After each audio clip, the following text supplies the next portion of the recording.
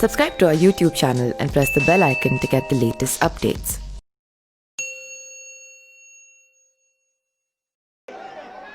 सर्वे होगा, सर्वे कराएं। उन्होंने कहा कि क्या सर्वे करवाऊं, और ये बात आंखों में आंसू आते हुए कहा। आंखों में आंसू उसी के आ सकते हैं जो दूसरे का दर्द समझता है। हमारे ऐसे संवेदनशील मुख्यमंत्री,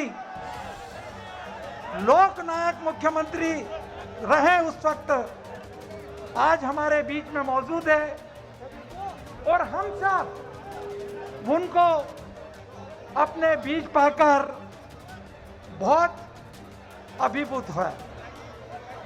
उस वक्त कमलनाथ जी ने फ्लैट रेट से लोगों को मुआवजा दिया। मैं डूब के क्षेत्र में भी गया, मैं रामगढ़ के क्षेत्र में भी गया।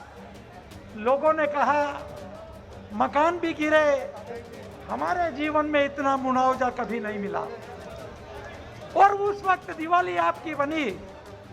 ये सब हुआ कमलनाथ जी की वजह से। 2 लाख तक के कर्जा माफ की बात करी, पैसा केंद्र सरकार ने नहीं दिया। धीरे धीरे उन्होंने कर्जा माफ करने किया और जून तक 2 लाख रुपए कर्जा की माफ का वादा था। लेकिन जो सरकार, जो बनी सरकार भारतीय जनता पार्टी की, ये जो राजनीतिक लड़ाई है न्याय और अन्याय के बीच में है, धर्म और अधर्म के बीच में है, नोटों और वोटों के बीच में है। और जब हमारे साथ धर्म खड़ा हो, न्याय खड़ा हो, और महाभारत के युद्ध में कृष्ण ने अर्जुन से कहा कि तुम्हारे साथ नीति और न्याय है, विजय तुम्हारी होगी। इस युद्ध में नीति और न्याय हमारे साथ है और कांग्रेस ने एक धरती पुत्र राकेश पाटीदार को उम्मीदवार बनाया है। और इस युद्ध में आप सब जितने खड़े हैं, बहुत बहुत धन्यवाद राकेश भाई। मैं बड़े सम्मान के साथ आमंत्रित करता हूं मध्य प्रदेश के पूर्व मुख्यमंत्री, किसानों के मसीहा, मध्य प्रदेश कांग्रेस के प्रदेश अध्यक्ष आदरणीय कमलनाथ जी। भारत माता की।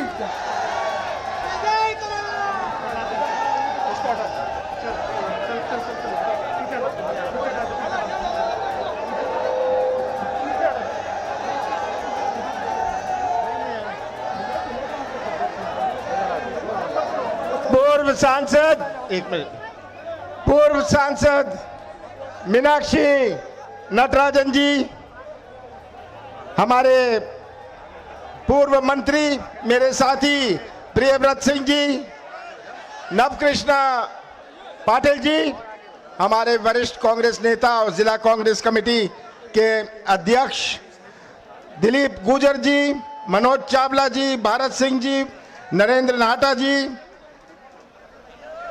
पीरी लाल डबकरा जी, ओम सिंह भाटी जी, मनोज मुजबाड़िया जी, पुष्पा भारती जी, राजकुमार अहिर जी, उमराव सिंह जी, महेश परमार जी, सभी यहाँ आए हुए, इतने उत्साह से भरे हुए सभी मेरे भाइयों बहनों और आदरणीय बुजुर्गों, आपको मैं धन्यवाद देना चाहता हूं कि आपने यहाँ आके कांग्रेस का मान सम्मान बढ़ाया और मुझे ताकत दी, बल दिया, मुझे हिम्मत दी। आप सबका बहुत बहुत धन्यवाद। आज इस हनुमान मंदिर, इस हनुमान परिसर में, हनुमान मंदिर के सामने ये सभा हो रही है। मैं तो हनुमान भक्त हूं और मेरा सौभाग्य है, मेरा सौभाग्य है कि मुझे हनुमान जी का तो आशीर्वाद मिलता है, आपका भी आशीर्वाद मिला है, मेरा सौभाग्य है। मैं लगभग साल भर पहले आपके क्षेत्र में क्यामपुर आया था, जब अतिवृष्टि हुई थी।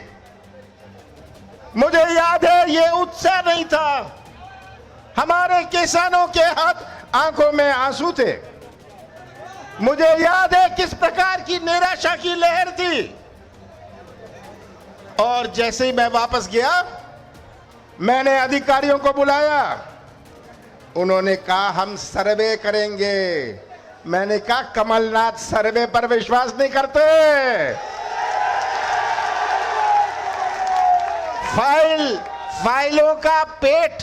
फाइलों का पेट बाद में भर लेना, पहले मुझे किसानों का पेट भरना है।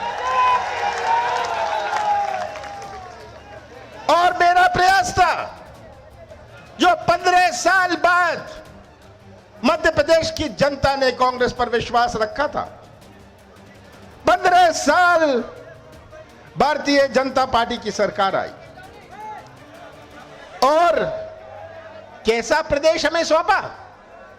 एक ऐसा प्रदेश भारतीय जनता पार्टी ने सौंपा जहां किसानों की आत्महत्या में देश भर में नंबर 1, बेरोजगारी में मध्य प्रदेश नंबर 1। ऐसा प्रदेश सौंपा जहां भ्रष्टाचार में नंबर 1। ये शिवराज सिंह जी की देन थी। भ्रष्टाचार की व्यवस्था बनाई हुई थी। ऐसा प्रदेश सौंपा जहां महिलाओं पर अत्याचार में मध्य प्रदेश नंबर 1। मामा जी, ये प्रदेश आपने दिया था, आप मामा बनते थे। ऐसा प्रदेश सौंपा। बड़ी चिंता थी मुझे। आज हमारा किसान, आज हमारा भटकता हुआ नौजवान, ये हमारे सामने चुनौती थी। अगर कृषि क्षेत्र में मजबूती नहीं होगी, कृषि क्षेत्र तो 70%, याद रखिएगा, मध्य प्रदेश की 70% अर्थव्यवस्था अपने कृषि क्षेत्र से बनती है, किसान नहीं है। पर जिसकी किराने की दुकान गांव में है, उसकी दुकान चलती है जब किसानों के हाथ में खरीदने की ताकत होए। और अगर अपना किसान पीड़ित रहता है, किसान के जेब खाली रहती है, वो किराने की दुकान भी नहीं चलेगी, ये सीता मऊ का बाजार भी नहीं चलेगा। ये चुनौती हमारे सामने थी कि हम कृषि क्षेत्र में कैसे नई क्रांति लाएं, कैसे हम अपने किसानों की आर्थिक मजबूती बनाएं। किसानों की आर्थिक मजबूती बनेगी तो हमारा, उसका जो बेटा है, अच्छी पढ़ाई कर सकेगा, एक अच्छी कमीज पहन सकेगा। पर अगर किसान के हाथ में वो ताकत ना होए, क्या होगा मध्य प्रदेश के भविष्य का? मैंने शुरुआत करी थी, मैंने शुरुआत करी, नौजवानों के लिए शुरुआत करी। आज के नौजवान और हमारे बुजुर्गों की दुनिया में बहुत अंतर है ना? अंतर। आज का बुजुर्ग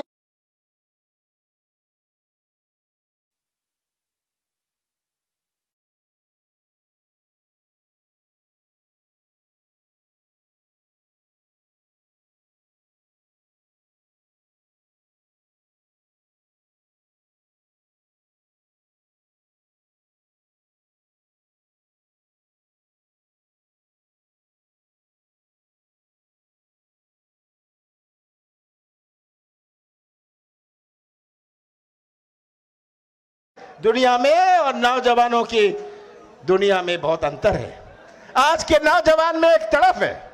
आज का नौजवान कोई ठेका नहीं चाहता, कमीशन नहीं चाहता, वह तो व्यवसाय का मौका चाहता है या रोजगार का मौका चाहता है। एक मध्य प्रदेश की पहचान बने। मध्य प्रदेश की पहचान किससे थी? मध्य प्रदेश की पहचान माफिया से थी, माफिया से थी, मिलावट से थी। जब तक लोगों को विश्वास नहीं होगा, कोई मध्य प्रदेश में निवेश नहीं लगाएगा। मध्य प्रदेश 5 प्रदेशों से घिरा हुआ है, यहां क्यों नहीं लग सकता निवेश? नौजवानों, ये उपचुनाव नहीं है, ये मध्य प्रदेश के भविष्य का और हमारे नौजवानों के भविष्य का चुनाव है।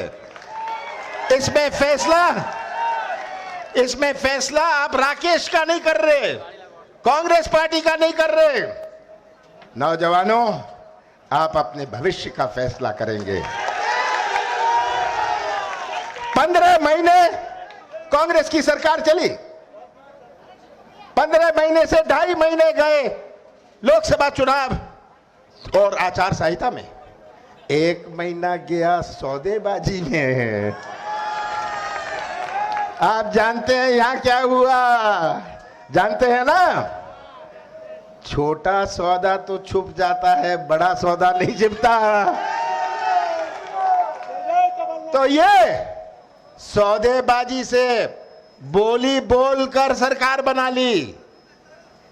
हमने सरकार बनाई थी वोटों से, इन्होंने सरकार बना ली नोटों से। क्या होगा अपने प्रदेश का, अपने प्रजातंत्र का, अपने संविधान का? बाबा साहब अंबेडकर ने संविधान बनाया था, पंडित जवाहरलाल नेहरू सब मिलकर इन्होंने संविधान बनाया था। उन्होंने कभी नहीं सोचा था अपने स्वप्न में कि इस प्रकार की राजनीति अपने देश में होगी। बाबा साहब अंबेडकर ने इसका कोई प्रावधान नहीं रखा था कि अपने सांसद और विधायक बिकाऊ हो जाएंगे। कोई प्रावधान नहीं था। हाँ, प्रावधान था कि अगर कोई विधायक ना रहे, उसका निधन हो जाए, सांसद ना रहे, उसका निधन ना हो जाए, उपचुनाव होगा। पर सौदे में सौदा कर लो और उपचुनाव होगा, बाबा साहब अंबेडकर ने नहीं सोचा था, पंडित जवाहरलाल नेहरू ने नहीं सोचा था। और ये उपचुनाव की परिस्थिति बनी। आज संविधान, आज हमारी प्रजातंत्र किस प्रकार से बोली बोल लो, सरकार बना लो। अब तो पंचायत का चुनाव नहीं लड़ना पड़ेगा, जो गांव में बोली बोल ले सरपंच बन जाएगा। ठीक बात है, बोली बोलो, सरकार बना लो। आपको रक्षा करनी है, आपको रक्षा करनी है संविधान की, आपको रक्षा करनी है इस प्रजातंत्र की। नौजवानों, मेरे जैसे लोगों ने तो जीवन काट लिया, भविष्य आपका है, आपका लिए वो संविधान है, आपके लिए संविधान है, आपके लिए ये प्रजातंत्र है और आपको करनी है। मैं नौजवानों की बात इसीलिए करता हूं क्योंकि नौजवान ही हमारे मध्य प्रदेश का निर्माण करेंगे भविष्य में।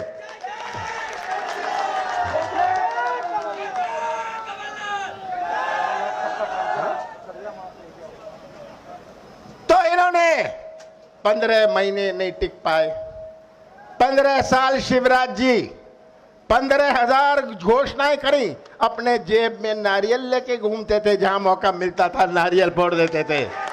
और अब जब चुनाव आया है, अब एक नारियल नहीं, दोनों जेबों में नारियल लेके घूम रहे हैं। यहां भी आए थे, जहां मौका मिलेगा नारियल फोड़ लेंगे, जहां मौका मिलेगा झूठ बोल लेंगे। 15 साल झूठ बोला, मैंने सोचा 15 महीने घर बैठने के बाद झूठ बोलने की आदत कुछ कम हो गई होगी।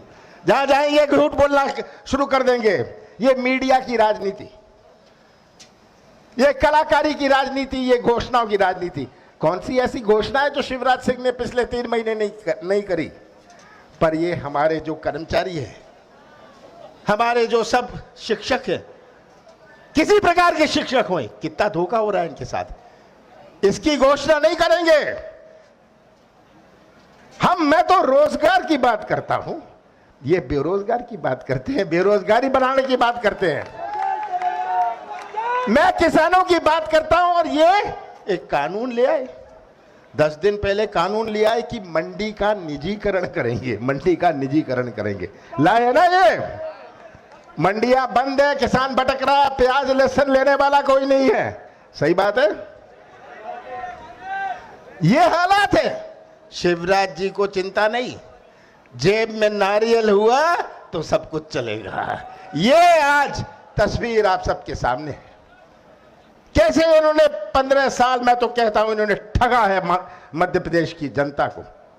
हमारे यहां कोई निवेश नहीं, हमारा किसान पीड़ित, कोई सोच नहीं, कोई योजना नहीं। ये शिवराज सिंह जी, मैंने शुरुआत करी थी। मैंने कहा था हम किसानों का कर्जा माफ करेंगे, और मैं तो शिवराज सिंह जी को कहता हूं आ जाएं, खड़े हो जाएं वहां सामने। साथ साथ मैं कहता हूं हमने 26 लाख किसानों का कर्जा माफ किया है। कहां तक आप झूठ बोलेंगे? मैंने मुआवजा दिया, कहां तक शिवराज जी आप झूठ बोलेंगे? अब तो विधानसभा में भी जवाब में कहना पड़ा हाँ 26 लाख का कर्जा माफ हुआ है। ये तो पहली किस्त और दूसरी किस्त तीसरी किस्त में कर रहा था। पहली जून से चालू करने वाला था कि 2 लाख तक के सब किसान का कर्जा माफ होगा। और ये मैं आपको वचन देता हूं, आएगी कांग्रेस की सरकार फिर से, दिवाली हम साथ साथ मनाएंगे किसानों का 2 लाख रुपए तक का कर्जा हम माफ करेंगे, क्योंकि हमारे नजरिए में वो किसान है, हमारे नजरिए में वो नौजवान है। कौन सा पाप मैंने किया था? कौन सी गलती मैंने करी थी? मैंने कहा गौशाला बनाएंगे, मैंने पाप किया। मैंने कहा कर्जा माफ करेंगे, शुरुआत करी, मैंने कौन सा गुनाह किया? मैंने कहा कि मध्य प्रदेश की एक नई पहचान बनाऊंगा, माफिया से का सामना करूंगा, शुद्ध का युद्ध चलाऊंगा। कौन सा पाप किया मैंने? ये मैं आज पूछना चाहता हूं। मैंने कहा हम पिछड़े वर्ग को 27% आरक्षण देंगे, कौन सा पाप मैंने किया? बिजली, मैंने कहा 100 रुपए में 100 यूनिट किसानों को राहत दी, कौन सा गुनाह मैंने किया? कौन सा पाप मैंने किया? मैं तो ये पूछता हूं शिवराज सिंह जी से, ये आके कितना भी झूठ बोल ले, याद रखिएगा, पहचान लीजिएगा इनकी राजनीति। मोदी जी याद है कोविड का कहते थे 20 लाख करोड़, मैंने नहीं कहा, मोदी जी कहते थे 20 लाख करोड़ मैं दे रहा हूं। कहा था मोदी जी ने? किसी के पास 20 रुपए आए? मोदी जी कहते थे 2 करोड़ नौजवानों को रोजगार मिलेगा। इधर है 2 करोड़ में से एक भी बच्चा? पर ये बात करने लग जाएंगे दूसरी, ये बहुत उस्ताद है ध्यान मोड़ने की राजनीति। ये ध्यान मोड़ने की राजनीति में राष्ट्रवाद की बात करने लग जाएंगे, पाकिस्तान की बात करने लग जाएंगे, चीन की बात करने लग जाएंगे। देख रहे हैं ना आजकल चीन की बात बहुत कर रहे हैं। जब लोकसभा चुनाव था पाकिस्तान की बात बहुत करते थे। सही बात है, क्यों करते हैं? ध्यान मोड़ने के लिए, आपको गुमराह करने के लिए। हम सब चिंतित हैं चीन से, हम सब चिंतित हैं पाकिस्तान से, पर ये आप 2 करोड़ नौजवानों की बात करिए, 20 लाख करोड़ की बात करिए, किसान को 50% फायदा होगा, कहा था ना मोदी जी ने। इसकी बात करिए मोदी जी। शिवराज जी, जितने आपने नारियल फोड़े हैं वो तो पता नहीं कितने ट्रक में ले जाने पड़ेंगे। जितने आपने पत्थर लगा लिए, यहां भी आके मैंने सुना बड़ी घोषणाएं करी, मैंने कभी घोषणा नहीं करी। मैं घोषणाओं की राजनीति में विश्वास नहीं करता, क्योंकि जो होगा आपके सामने होगा। मुझे सर्टिफिकेट शिवराज सिंह से नहीं चाहिए, मुझे सर्टिफिकेट आपसे चाहिए, आम जनता से चाहिए।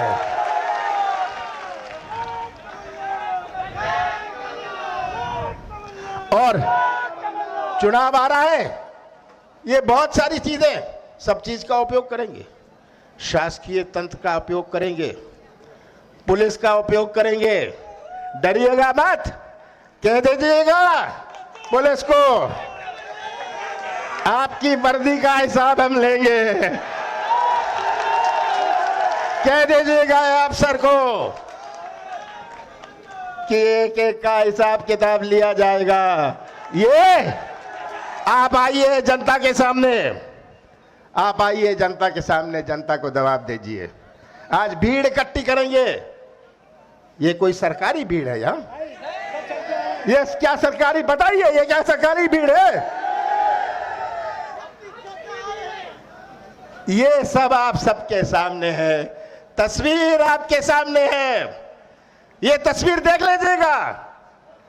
कमलनाथ का साथ मत दीजिएगा, कांग्रेस का साथ मत दीजिएगा, तस्वीर देख के सच्चाई का साथ दीजिएगा।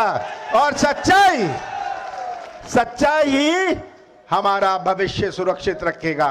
सच्चाई का साथ दीजिएगा। और आप जो हजारों की संख्या में यहां खड़े हैं, अगर आपने अपनी कमर ठान ली तो कोई शक नहीं, मध्य प्रदेश का झंडा, कांग्रेस का झंडा मध्य प्रदेश की विधानसभा में लहराएगा। आप सबका बहुत बहुत धन्यवाद।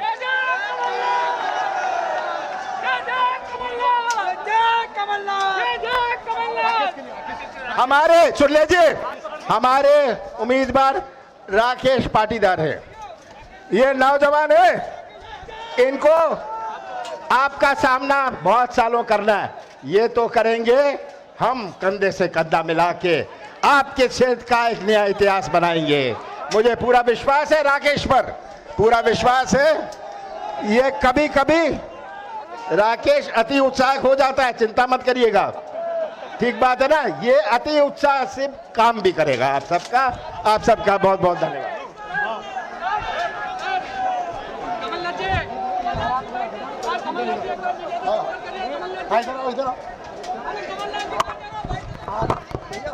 आभार प्रदर्शन के लिए युवक कांग्रेस के जिला अध्यक्ष करमवीर सिंह जी पार्टी बता रहे हैं आभार प्रकट करने के लिए।